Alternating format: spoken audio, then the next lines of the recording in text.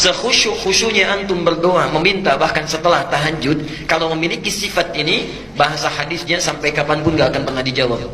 Orang seperti ini, perhatikan kalimatnya. Yustajab itu bukan fi'il madhi tapi fi'il mudhari. Mudhari itu bentuknya past tense continuous future. Jadi orang ini kapanpun meminta, sesulit apapun, menangis darah apapun, gak akan pernah dijawab oleh Allah Subhanahu wa ta'ala.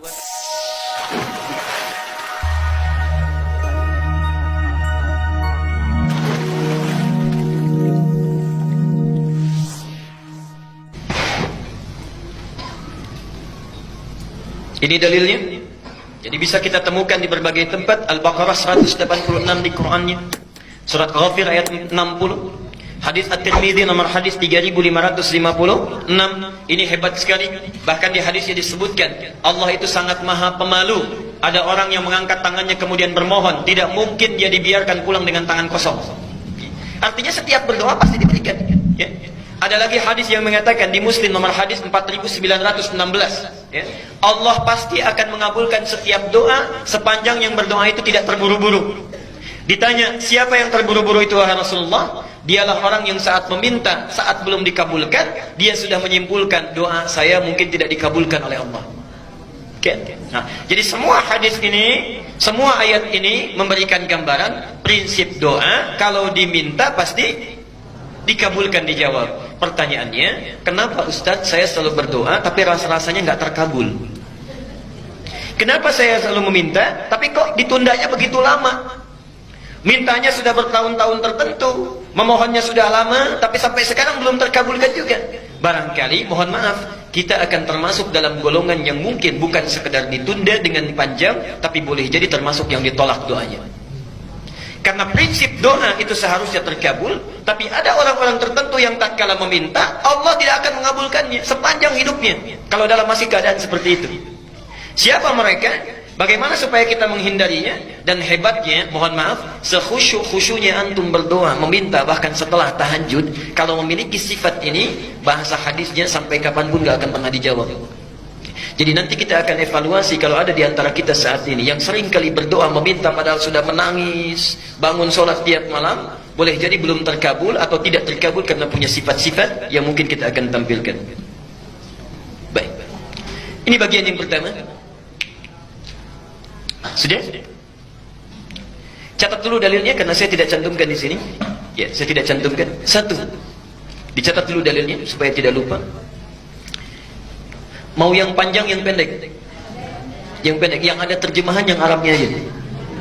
Terjemahan baik. Al-Arba'in An-Nawawiyah. Al-Arba'in ya, cuma 42 hadis dan pendek banyak terjemahannya. Al-Arba'in An-Nawawiyah nomor ke-10. Hadisnya nomor 10. Itu diambil dari hadis Muslim nomor hadis 1051. Jadi Imam An-Nawawi mengambil hadis di hadis Muslim nomor hadis 1051, ditempatkan di kitabnya Al-Arba'in posisi nomor 10. Sudah? Baik. Yang kedua, masih tadi Al-Baqarah 186. Quran surah 2 Al-Baqarah 186. Kemudian Al-Isra surah 17. Al-Isra surah 17 ayat 110. Ayat 110.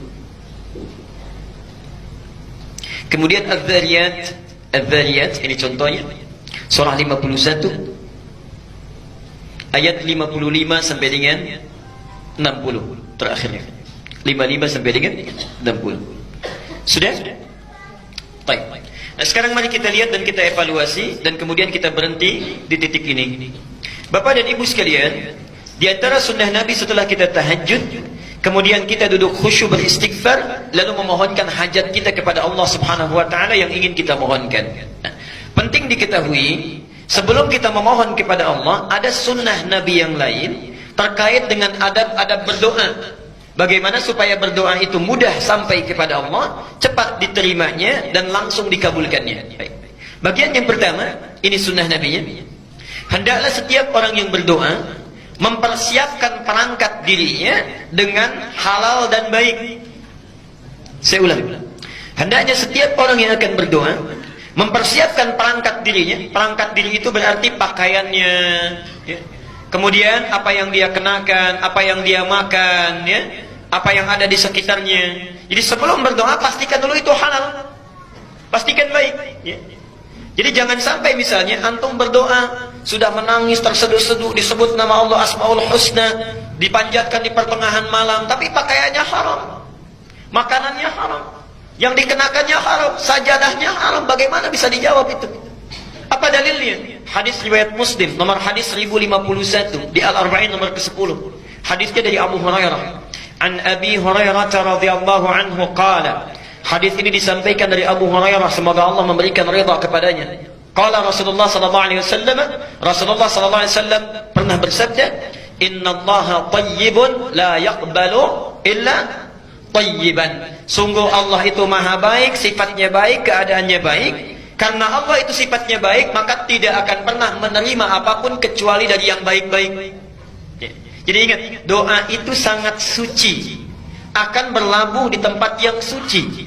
Allah yang maha suci tidak akan menerima doa itu yang berasal dari yang tidak suci. Jadi sebelum antum berdoa, sucikan dulu diri kita, sucikan perangkat kita, apa yang kita kenakan, apa yang kita gunakan. Kemudian Nabi menyampaikan, wa innallaha amara al-mu'minina bima amara bihil mursalin. Dan Allah memerintahkan kepada orang-orang yang beriman dalam hal berdoa seperti perintahnya kepada para rasul yang diutus. Kenapa doa disandingkan dengan iman? Ingin menunjukkan pesan bahwa satu, hanya orang yang punya keimanan yang kuat yang mau khusyuk berdoa kepada Allah. Artinya kalau antum dalam hidup tidak pernah berdoa, ada sesuatu yang salah dalam imannya. Dan yang terakhir, perhatikan, setelah membacakan dua ayat Quran, ada yang menarik. Thumma dzakara rajulan. Kemudian mengisahkan tentang kisah seorang laki-laki. Yutilus safar. Dia menempuh perjalanan yang panjang.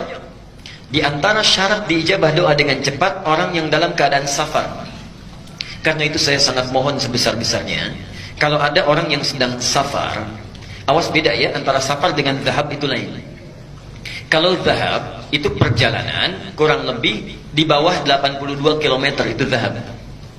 Jadi kalau Bapak Ibu menempuh perjalanan di bawah 82 km, 0 sampai 82, itu zahab namanya. Zahaba yadhhabu.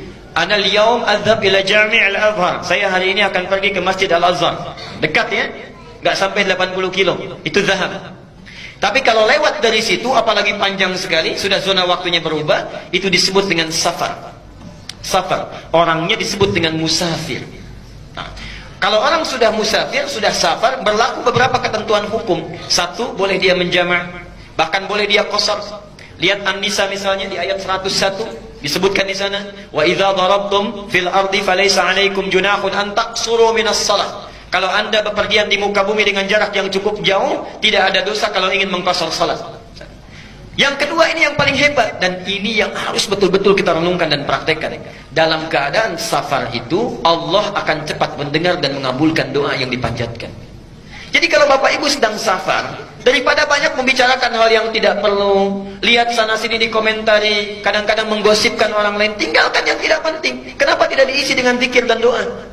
Barangkali cara Allah saking sayangnya kepada kita, orang lain doanya belum dikabulkan, ibu bapak dibuat safar, supaya saat safar itu Allah mengabulkan doa yang belum terkabul itu. Jadi kalau ada yang ingin sedang umrah, berangkat umrah, atau perjalanan dari sini ke Jawa, ke Sumatera dan sebagainya, saat di pesawat, di kereta, di bis, ayo perbanyak doa. Barangkali itulah cara Allah untuk mengabulkan doa kita, ya, subhanallah. Itu bagiannya yang pertama. Nah, orang ini sudah memenuhi syarat yang pertama, doanya mesti terkabul. Yutilus safar. Tidak cukup dengan itu. Asy'atha aghdara. Dan subhanallah, saking capeknya, sampai pakaiannya sudah kumal, wajahnya sudah berantakan penuh dengan debu. Jadi orang ini datang jauh-jauh untuk berdoa mendekat kepada Allah. Satu perjalanan yang dikabulkan, safarnya, doanya cepat dikabulkan oleh Allah, adalah perjalanan yang diniatkan karena Allah subhanahu wa ta'ala. Tapi ada satu perjalanan hebat, yang bukan safar, ya, walaupun dekat, tapi kalau kita berdoa, saat itu dikabulkan doanya oleh Allah subhanahu wa ta'ala. Itulah perjalanan orang yang menuntut ilmu. Jadi saat Bapak Ibu berangkat dari rumahnya, sampai ke majlis ilmu, sampai kembali lagi, itu subhanallah, malaikat sedang menanti kita mau minta apa itu sama Allah. Saat kita meminta, malaikat mengaminkannya.